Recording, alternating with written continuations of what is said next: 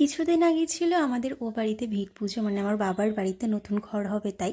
তো সেই জন্য আমাকে বলা হয় পুজোটা করতে, কারণ আমাদের বাড়িতে কেউই পুজো করতে পারবে না কিছু সমস্যার কারণে। তো সেই জন্য সকালবেলা ঘুম থেকে উঠে বিছানা গুছিয়ে ফ্রেশ হয়ে স্নান করে নিয়ে আগে নিজের ঘরের পুজোটা আমি ভালো করে দিয়ে নিই। দিয়ে দেওয়ার পর ও সেদিন বাড়িতে ছিল, শরীরটা ভালো ছিল না জন্য ও রেডি হয়ে যায়, দুজনে রেডি হয়ে চলে যাই ওই বাড়িতে।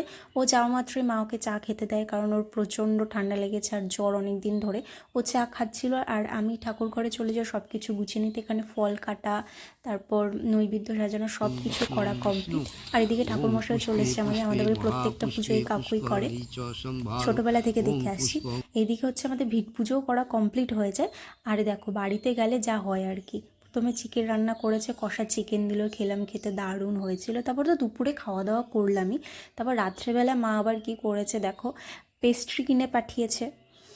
আর হচ্ছে আবার বাড়িতে আমাদের জন্য আবার মাংসও পাঠিয়ে দিয়েছে, মানে বলছে আবার রাত্রেবেলা গিয়ে রান্না করবি, তো সেই জন্য মাংসটা পাঠিয়ে দিয়েছে। মানে বাবার বাড়িতে গেলে এই হয় আর কি।